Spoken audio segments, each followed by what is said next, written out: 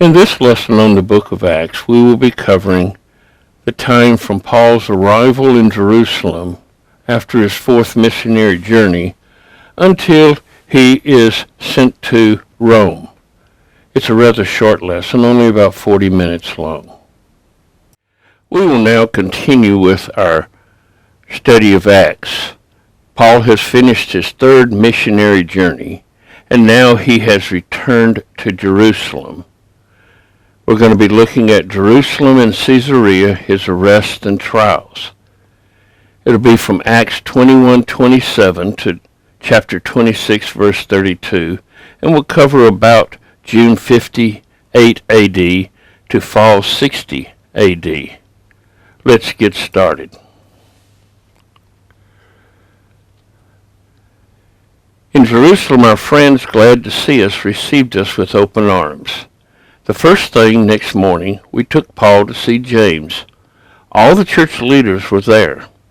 After a time of greeting and small talk, Paul told the story, detail by detail, of what God had done among the Gentiles through his ministry. They listened with delight and gave God the glory. They had a story to tell, too, and just look at what's been happening here. Thousands upon thousands of God-fearing Jews have become believers in Jesus. But there's also a problem because they are more zealous than ever in observing the laws of Moses. They've been told that you advise believing Jews who live surrounded by Gentiles to go light on Moses, telling them that they don't need to circumcise their children or keep up the old traditions. This isn't sitting at all well with them. We're worried about what will happen when they discover you're in town. There's bound to be trouble, so here's what we want you to do. There are 4 men from our company who have taken a vow involving ritual purification, but have no money to pay the expenses. Join these men in their vows and pay their expenses. Then it'll become obvious to everyone that there is nothing to the rumors going around about you, and that you are in fact scrupulous in your references for the laws of Moses. I'm asking you to do this. We're not going back on our agreement regarding Gentiles who have become believers. We continue to hold fast to what we wrote in that letter, namely to be careful not to get involved in activities connected with idols, to avoid serving food offensive to Jewish Christians, to guard the morality of sex and marriage. So Paul did. He took the men, joined them in their vows, and paid their way. The next day he went to the temple to make it official and stay there until the proper sacrifices had been offered and completed for each of them. When the 7 days of their purification were nearly up, some of the Jews from around Ephesus spotted him in the temple. At once they turned the place upside down. They grabbed Paul and started yelling at the top of their lungs, "Help! You Israelites, help! This is the man who is going all over the world telling lies against us and our religion in this place. He's even brought Greeks in here and defiled this holy place." What had happened was they had seen Paul and Trophimus, the Ephesian Greek, walking together in the city, and had just assumed that he had also taken him to the temple and shown him around. Paul gets in trouble for doing the right thing. You see, there was a wall here. Past this wall, Gentiles could not come. Gentiles could be in this part of the temple or in this part here, but past that wall right there, Gentiles were not supposed to come. In fact, there was this sign that says any Gentile caught past this point will be killed immediately. This is one of the original signs that they found in the excavations there. Soon the whole city was in uproar, people running from everywhere in the temple to get in on the action. They grabbed Paul, dragged him outside, and locked the temple gates so they couldn't get back in and gain sanctuary. They're going wild. They're running him out of the temple and then closing the gates behind him so that he can't get back in and claim sanctuary. As they were trying to kill him, word came to the captain of the guard, "A riot, the whole city's boiling over." He acted swiftly. His soldiers and the centurions ran to the scene at once. As soon as the mob saw the captain and his soldiers, they quit beating Paul. This up here at the top is the Antonia fortress. This is where the Roman guards stayed. They could run down into the temple if they needed to, and somewhere out in here, we don't know where, is where they were beating on Paul, and so they came to rescue him.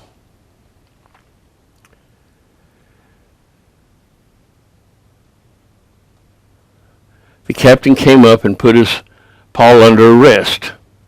He first ordered him handcuffed and then asked him who he was and what he had done. All he got from the crowd were shouts, one yelling this, another that. It was impossible to tell one word from another in the mob hysteria. So the captain ordered Paul to be taken to the military barracks. But when he got to the temple steps, the mob became so violent the soldiers had to carry Paul. As they carried him away, the crowd followed, shouting, "Kill him! Kill him!" They're carrying him up into that Antonia fortress. When they got to the barracks and were about to go in, Paul said to the captain, "Can I say something to you?" He answered, "Oh, I didn't know you spoke Greek. I thought you were the Egyptian who not long ago rioted here and then hid in the desert with his 4,000 thugs."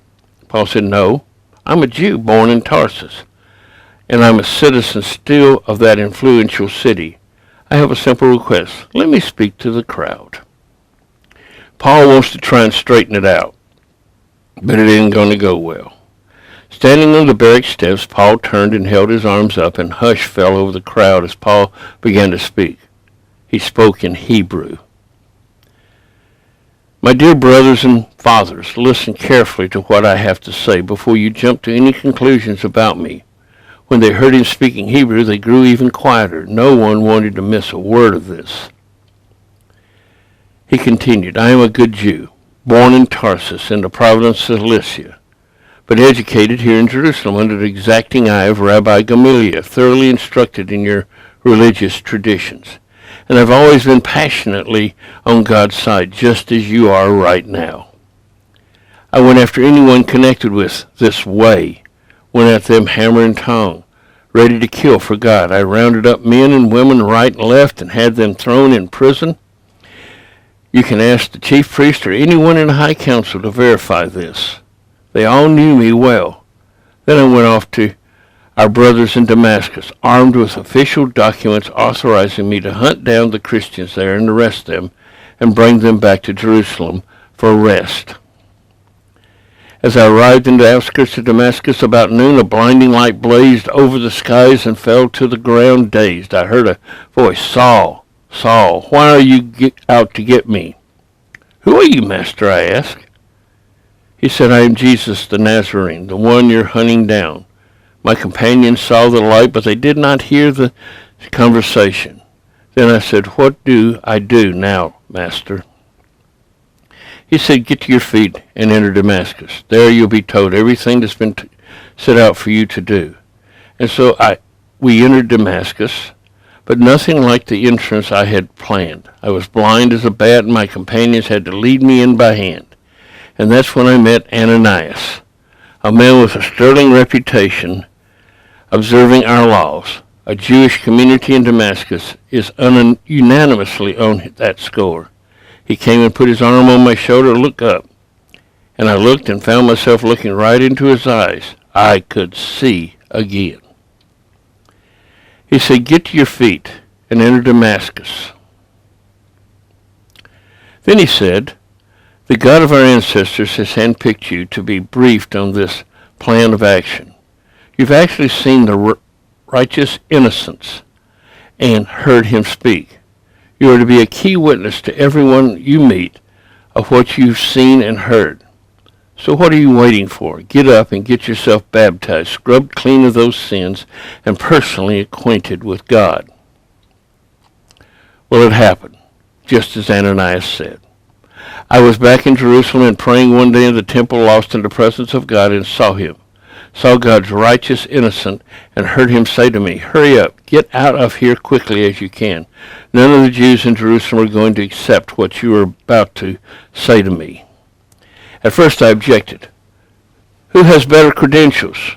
They all know how obsessed I was with hunting out those who believed in you, beating them up in the meeting places and throwing them in jail. And when your witness Stephen was murdered, I was right there, holding the coats of the murderers and cheering them on. And now they see me totally converted. What better qualifications could I have? But he said, don't argue. Go. I'm sending you on a long journey to the outsiders, the Gentiles. Well, that set it off.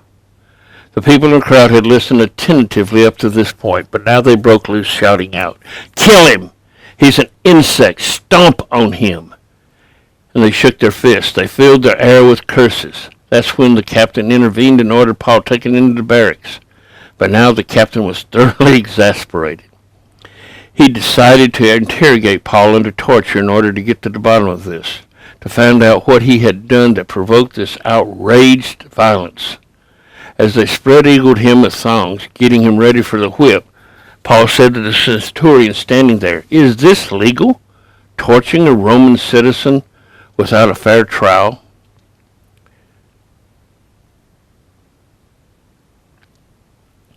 When the sergeant heard that he went directly to the captain. Do you realize what you've done? This man is a Roman citizen. The captain came back and took charge. Is what I hear right? You're a Roman citizen? Paul said, I certainly am. The captain was impressed. I paid a huge sum for my citizenship. How much did it cost you? Nothing, Paul said. It cost me nothing. I was free from the day of my birth.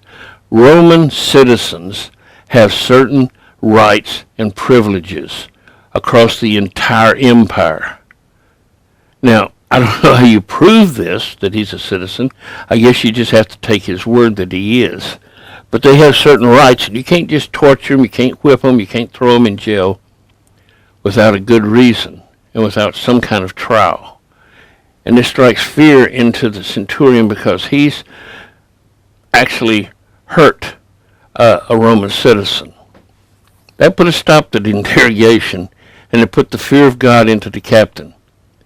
He had put a Roman citizen in chains and come within a whisker of putting him under torture.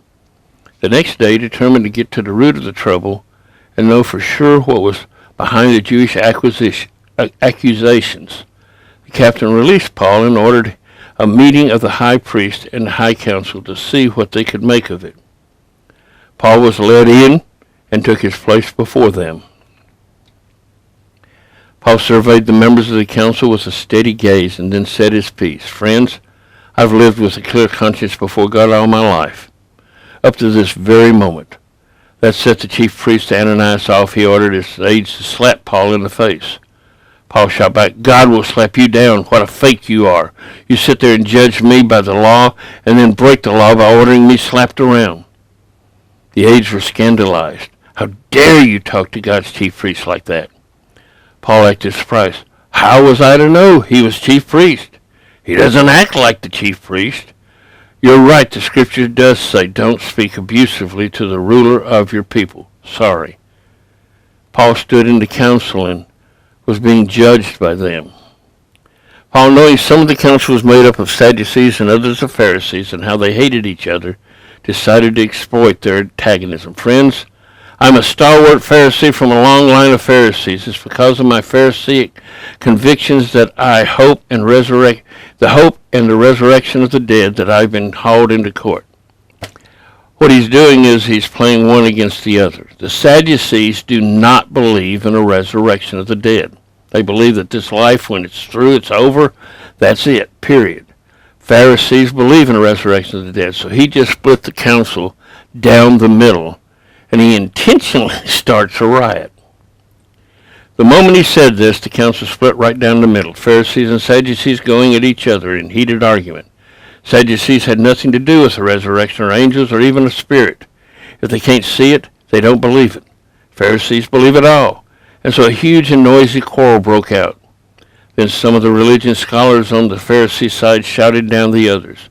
We don't find anything wrong with this man, then. What if a spirit has spoken to him? Or maybe an angel? What if it turns out we're fighting against God?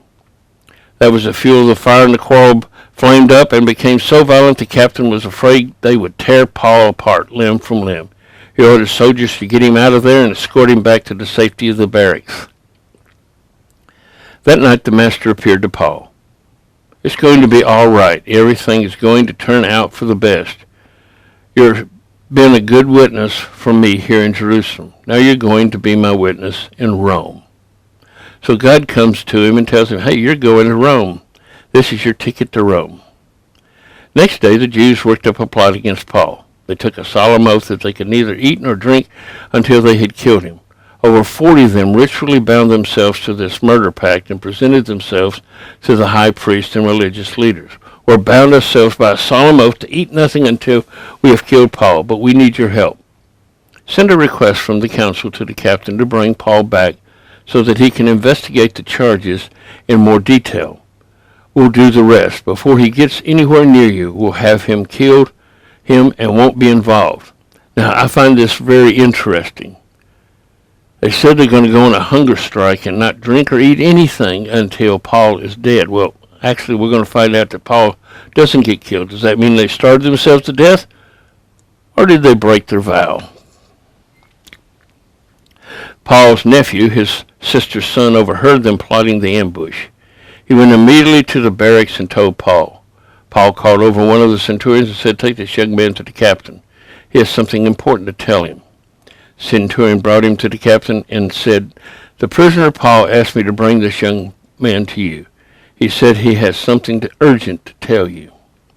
The captain took him by the arm and led him aside privately. What is it? What do you have to tell me? Paul's nephew said, the Jews have worked up a plot against Paul. They're going to ask you to bring Paul to the council first thing in the morning, on the pretext that they want to investigate the charges against him in more detail. But it's a trick to get him out of your safekeeping so that they can murder him. Right now there are more than 40 men lying in ambush for him. They've all taken a vow to neither eat nor drink until they kill him. The ambush is set. All they're waiting for is for you to send him over. The captain dismissed the nephew with a warning. Don't breathe a word of this to a soul. The captain called up 2 centurions. Get 200 soldiers ready to go immediately to Caesarea. Also 70 cavalry and 200 light infantry. I want them ready to march by 9 o'clock tonight, and you'll need a couple of mules for Paul and his gear. We're going to present this man, safe and sound, to Governor Felix. Then he wrote a letter. What the captain has decided to do is to send Paul under guard to Caesarea and get him out of there. Now, this is a huge army. We're talking 470 soldiers that are going to be guarding Paul and keeping him safe. He's really taking as much safety as he can with this. And this is a letter that was written from Claudius Lysias to the most honorable Governor Felix. Greetings. I rescued this man from a Jewish mob. They had seized him and were about to kill him when I learned that he was a Roman citizen. Now, just put it aside there for a minute. Actually, that's not what happened. He thought he was a rioter, and he tried to torture him, but he's going to put the favorable light on it, that he just rescued a Roman citizen. Continuing, so I sent in my soldiers, wanting to know what he'd done wrong. I had him brought before their council. It turned out to be a squabble concerning vicious over some of the religious differences, but nothing remotely criminal. The next thing I knew, they had cooked up a plot to murder him. I decided that for his own safety, I'd better get him out of here in a hurry. So I'm sending him to you. I'm informing his accusers that he's now under your jurisdiction. The soldiers, following orders, took Paul that same night to safety in Antipatris. In the morning, the soldiers returned to their barracks in Jerusalem, sending Paul on to Caesarea under guard of the cavalry. The cavalry entered Caesarea and handed Paul and the letter over to the governor. So let's think about Antipatris. There are no ruins from the time of Paul there at Antipatris. Here would be Jerusalem, about 38 miles on to Antipatris, where they spent the night, and then on to Caesarea, another 26 miles. At Antipatris we find an old Turkish fort ruins. It's about the only ruins that are there today. Not a lot of excavations have been done, especially from the time of Paul. But this is what Antipatris would look like today. There was an Egyptian palace here also that they found from an earlier time period than Paul. And then he goes on to Caesarea. Now, Caesarea is one of the major towns in Israel at this time. It's a huge fortified city. It looks something like this, with a temple here to Caesar, a hippodrome, a theater, the palace of Herod the Great here, and a huge harbor, one of the largest in the Mediterranean. It is basically a Roman town, a Gentile town, and not a huge presence of Jewish people. It was built from scratch by King Herod the Great. Looks like this when I first started visiting Caesarea. This is a ancient Crusader fortification here, and this is that theater that is still there. The palace for Herod was built on this promenade, but you can see all this area right out in here, when I first started visiting, hadn't even been excavated. Now it has been excavated, and you can see the hippodrome, the stadium seating, housing. Here's the theater, the harbor. Herod's palace has all been excavated, so large amounts of excavations are still being done there today. This is Herod's palace out on the promenade. The promontory there, rather, not promenade, promontory. This is where Paul is going to be kept during his imprisonment here. It's a reconstruction of what it might have looked like. And these are the ruins today. This would have been an open courtyard here. And this would have been buildings back in this area here. As we look over to the Crusader fortress, which is over here, and the hippodrome, which is right here beside the palace. And these areas are various rooms, some of which might have been where Paul had been kept, and where Paul is going to live for a while. Out on the end of the promontory is a water structure of some kind. We're not sure exactly what it was. It could have been a swimming pool. It could have been a pond for keeping fish to eat. And they do a lot of fishing here along the Mediterranean coast. You see the waves washing up on the beach, but all of this area out through here would have been part of Caesarea at the time. And this is part of the harbor today. These are modern buildings that were built there. The harbor, when you first look at it, you think it's only this little part right here, but it is actually much larger. This huge part out here. This was just the small inner harbor that they had. It was one of the largest harbors. They built out walls and fortifications so that it enclosed this harbor here in a large amount. It's been destroyed now by earthquakes and other such things. After reading the letter, the governor asked Paul what province he came from, and it was told Cilicia. Then he said, "I'll take up your case when your accusers show up." And he ordered him locked up for the meantime in King Herod's official quarters. Within 5 days, the chief priest Ananias arrived with a contingent of leaders, along with Tertullius, a trial lawyer. They presented the governor with their case against Paul. When Paul was called before the court, Tertullius spoke for the prosecution. "Most honorable Felix, we are most grateful in all times and places for your wise and general rule. We are much aware that it is because of you and you alone that we enjoy all this peace and gain daily profit from your reforms. I'm not going to tire you out with a long speech. I beg your kind indulgence in listening to me. I'll be quite brief. We found this man time and again disturbing the peace, stirring up riots against Jews all over the world, the ringleader of a seditious sect called Nazarenes. He's a real bad apple, I must say. We caught him trying to defile our holy temple and arrested him. You'll be able to verify all these accusations when you examine him yourself." The Jews joined in. "Hear, hear. That's right." The governor motioned to Paul that it was now his turn. Paul said, "I count myself fortunate to be defending myself before you, Governor, knowing how fair-minded you've been in judging all these years. I've been back in the country only 12 days. You can check out these dates easily enough. I came with the express purpose of worshiping in Jerusalem on Pentecost, and I have been minding my own business the whole time. Nobody can say they saw me arguing in the temple or working up a crowd in the streets. Not one of their charges can be backed up with evidence or witnesses. But I do freely admit this. I regard the way which they malign as a dead-end street, and I serve and worship the very same God served and worshipped by all our ancestors, embrace everywhere everything written in all our scriptures. And I admit to living in hopeful anticipation that God will raise the dead, both the good and the bad. If that's my crime, my accusers are just as guilty as I am. Believe me, I do my level best to keep a clear conscience before God and my neighbors in everything I do. I've been out of the country for a number of years, and now I'm back. While I was away, I took up a collection for the poor and brought that with me, along with the offerings for the temple. It was while making these offerings that they found me quietly at my prayers in the temple. There was no crowd. There was no disturbance.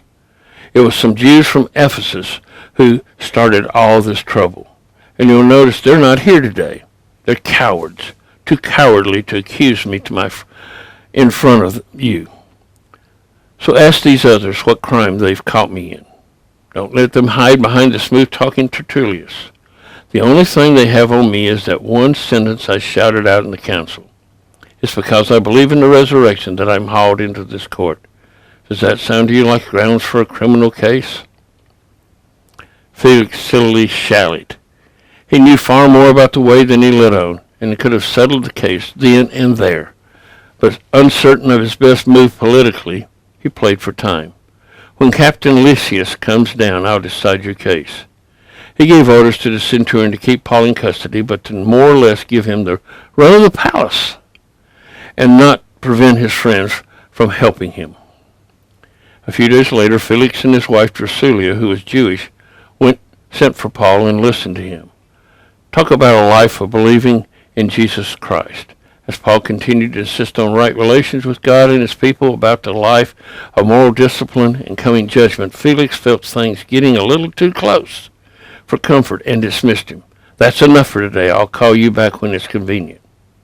At the same time, he was secretly hoping Paul would offer him a substantial bribe. These conversations were repeated frequently. After 2 years of this, Felix was replaced by Porcius Festus. Still playing up to the Jews and ignoring justice, Felix left Paul in prison. So it's been 2 years now. He's been in prison. He's been kept under guard, and nothing has been moving in his case.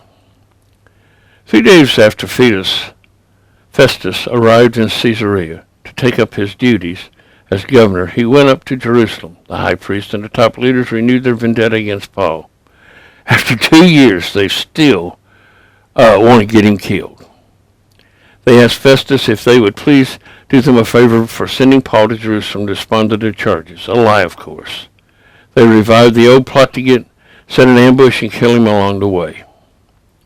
Festus, answering that Caesarea was the proper jurisdiction for Paul and that he himself was going back there in a few days, "We're perfectly welcome to go back with me then and accuse him of whatever you think he's done wrong." About 8 or 10 days later, Festus returned to Caesarea.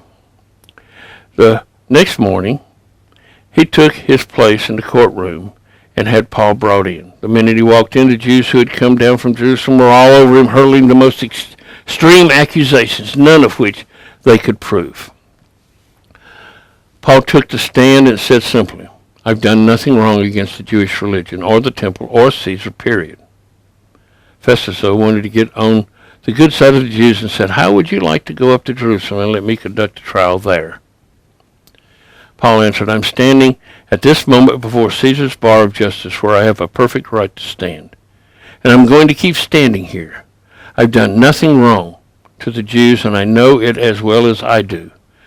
If I've committed a crime or deserved death, name the day. I can face it. But if there's nothing to their accusations, and you know there isn't, nobody can force me to go along with their nonsense. We've fooled around here long enough. I appeal to Caesar. Festus huddled his advisers briefly and then gave this verdict. He's appealed to Caesar. You'll go to Caesar. A few days later, King Agrippa and his wife Bernice visited Caesarea to welcome Festus to his new post. After several days, Festus brought up Paul's case to the king. I have a man on my hands here, a prisoner left by Felix.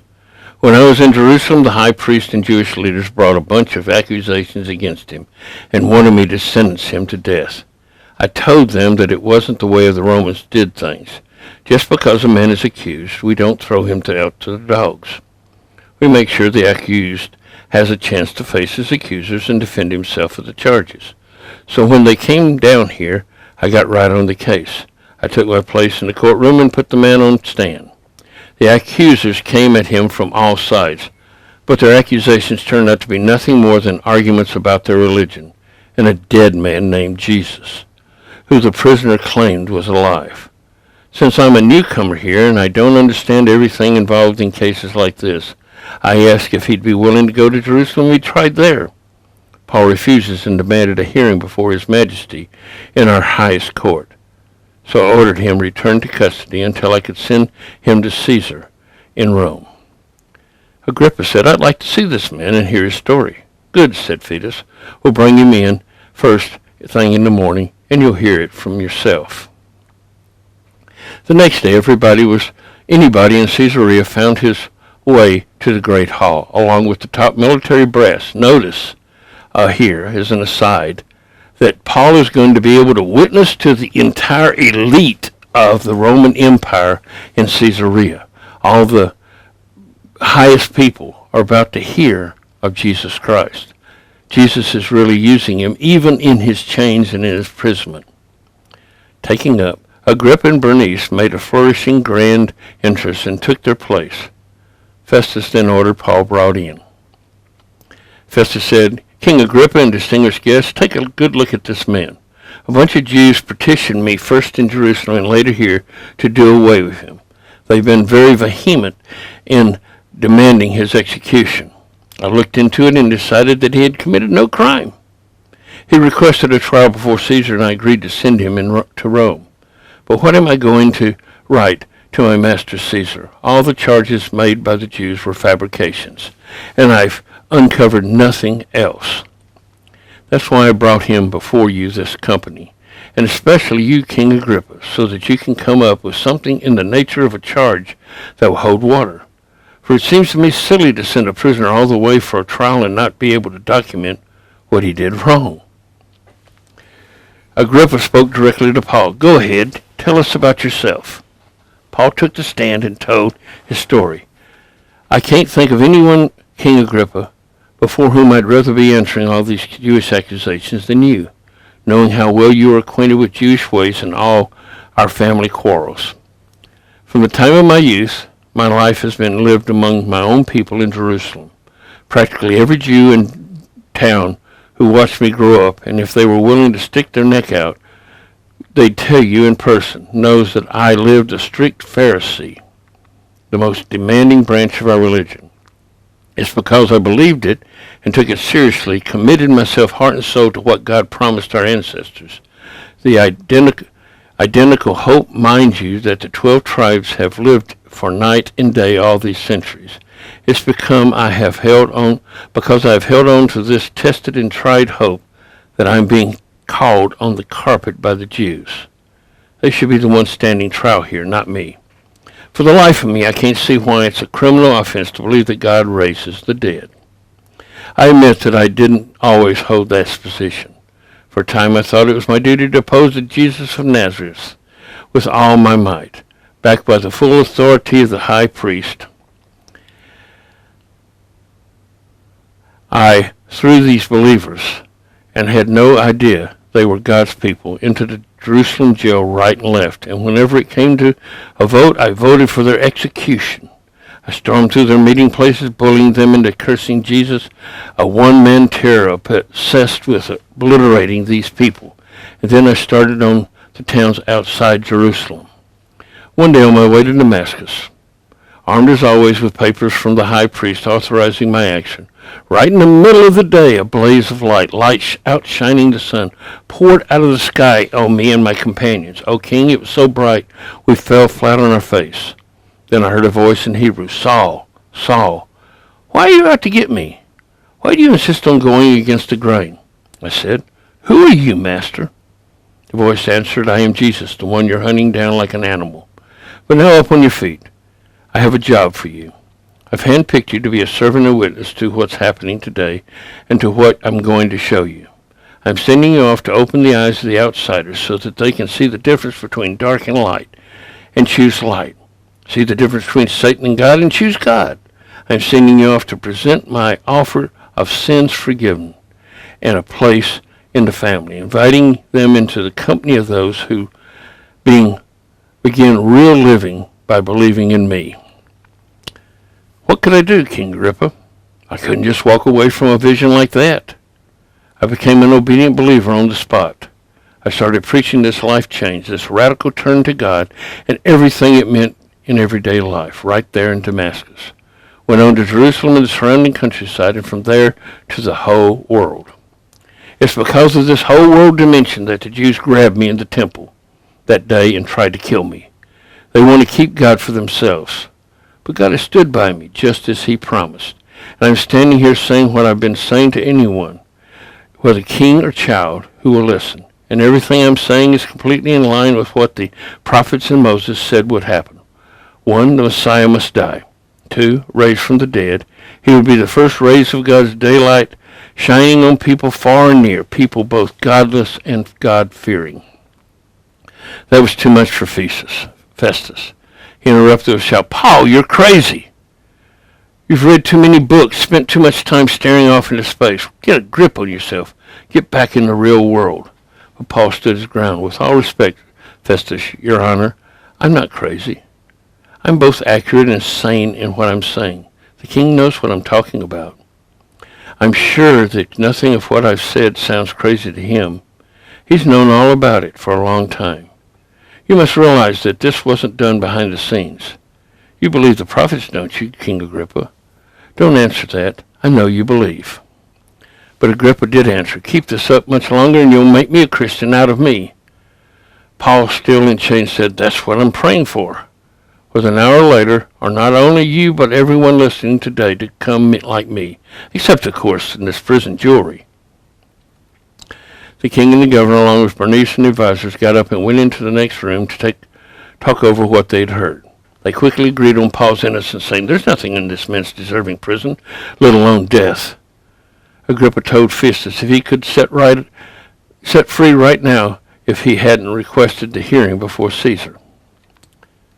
Now, at this time, we've been talking about books that have been written at these times. We had James written in 44 A.D., the Gospel of Mark in 50 A.D., then the letters to 1st and 2nd Thessalonians, 1st and 2nd Corinthians, Galatians, and Romans. And now the Gospel of Matthew is being written in about 60 A.D. that we are right now. Notice the Gospel of Mark has already been written. We think that the Gospel of Matthew, Matthew actually had a copy of Mark's Gospel, and he added what he understood and knew from his living it out. Also about this time, the Gospel of Luke is being written. And again, it's outlined by the book of Mark, but it's adding things that Luke has found as he has visited Jerusalem several different times and talked with people about the early church and the life of Jesus. Matthew, Mark, and Luke follow the same basic pattern, the same basic outline of the books, and we call them the synoptic Gospels. Now, we're not going to go into these Gospels now because we've already dealt with the life of Jesus over a mini-session teaching earlier.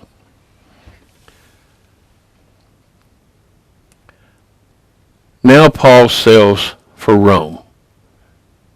And we're going to end here for the day. Let's end in a prayer. Father, we pray that your Spirit will be with us. Help us to have the confidence of Paul to stand before everyone and share the gospel with them. For we pray it in Jesus' name. Amen.